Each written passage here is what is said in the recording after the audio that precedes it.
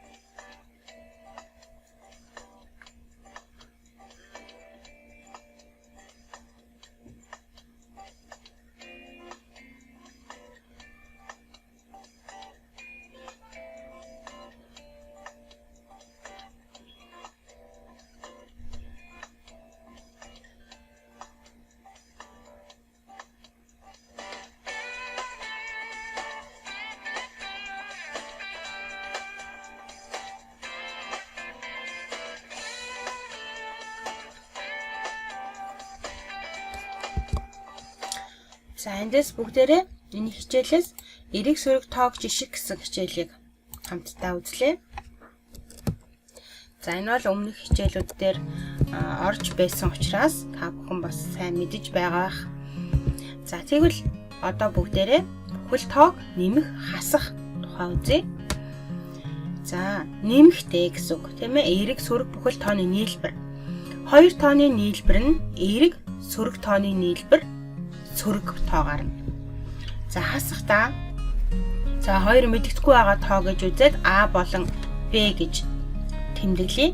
А тооноос Б тоог хасах нь А тоон дээр Б тооны эсрэг тоог нэмсэнтэй тэнцүү байна.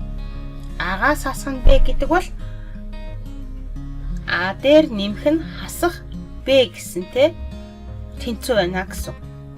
За хүүхдүүдээ бүхэл тоог нэмэх хасах хичээлээрээ бүгдээрээ жишээтэй танилцъя. Хасах 45 дээр нэмэх нь 86, хариу 41. За яагаад 41 гарсан бэ? За биднэрт нэг хэлбархан бодох аргагүй. Энэ юу вэ гэхээр их тооноос нь бага тоог нь хасаад их тооны урд талын тэмдэгтээ ижил тоо гарна. За их тоо буюу 86 байна тийм үү? За бага тоог нь хасаад, за бага тоог нь хасна. За эрг сөрөг тоог бодохдоо уртлын тэмдгийг ер нь маш сайн харах ёстой. Тэгвэл 86-аас 45-ыг хасахаар 41. За их тооны урд талын тэмдэг нь нэмэх тэмдэг байна. Тэгэхээр энд нэмэх эрг 41 гарна. Тэгэхээр нэмэх тоог бид нэмэх 41 гэж хариу дээр бичдэггүй шүү дээ. Зүгээр 41-ээр бичнэ. За дараагийнх нь 67-оос хасах нь 94. За энэ хоёр тооны их нь аль нь? 94. 94-өөс 67-г хасахаар 27. За их тооных нь тэмдэг нь ямар тэмдэг вэ? Сөрөг буюу хасах тэмдэг байгаа учраас хасах 27 гэд хэлбэрхэн бодож болно гэсэн. За эдгээр тоог мөн адил тоон шулуун дээр тавиад бодож авах боломжтой. За хасах 109 дээр нэмэх нь 84. За 109 буюу ихээс нь 84 буюу багыг нь хаслаа 25. 109-ийнх нь уртлын тэмдэг нь хасах. 84-ийн уртлын тэмдэг нь нэмэх байна.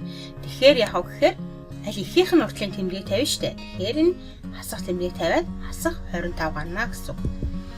За тэгвэл хоёулаа ижил тэмдэгтэй нь хасах 24-өөс хасах нь 34. За энэ тохиолдолд бид яаж бодох вэ гэхээр нэмээд ижил тэмдэгтэй тохиолдолд хооронд нь нэмээд өмнөх тэмдгийг нь тавина. Хооронд нь нэмээд өмнөх тэмдгийг нь тавина. За хасах 23-аас хасах нь дахиад хасах 45 байна. За яагаад хаалтны урд талд энэ хаалтны урд талд хасах тэмдэг байгаа тохиолдолд хаалтн доторх тооны тэмдэг эсэргээрээ өөрчлөгдөнө. За хаалтны урд хасах тэмдэг байгаа тохиолдолд хаалтн доторх тооны тэмдэг эсэргээрээ өөрчлөгдөнө. Хасах 23 дээр нэмэх нь 45. За ингээд өмнөхтэйгээ адилхан их тооноос бага тоог нь хасаад их тооныхон тэмдгийг тавина. За энэ тохиолдолд яг уу зүйтэй 56-аас нэмэх нь 34 болно гэсэн. Ингээд 90 гарч байна. За дараагийнх нь хасах 57 дээр нэмэх нь хасах 34. За энэ нэмэх буюу энэ тоо нэмэх тэмдэг байгаа учраас тоо хിവэрэ байх буюу хасах 57-оос хасах нь 34 байна. Ингээд хариу маань хасах 91 болж байна гэсэн үг. За өмнө энэ хичээлийг хүүхдүүдэд бага ангидаа үзчихсэн. Тэгэхээр бүгдээрээ сэргээд санаад дараах бодлогоодыг гэрийн даалгаварт бодох нэ гэсэн. За анхаарал хандуулсанд баярлалаа хүүхдүүдэд. Амжилт хүсье. Багшийнхаа групп чат руу даалгавруудынхаа хариуг явуулаарай.